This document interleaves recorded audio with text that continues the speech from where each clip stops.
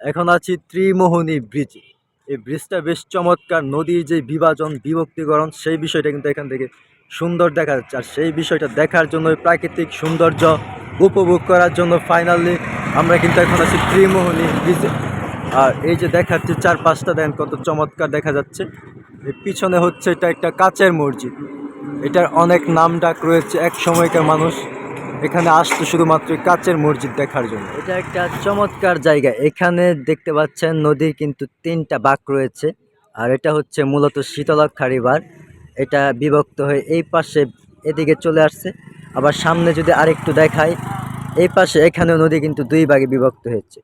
এই হচ্ছে একটা খেয়াঘাট। এপারের মানুষ এই পার আসছে নৌকা দিয়ে, আবার এই পারের মানুষ নৌকা দিয়া এই পারও আসে। এই হচ্ছে এখানকার কন্ডিশন। খুবই চমৎকার পরিবেশ। Thank you.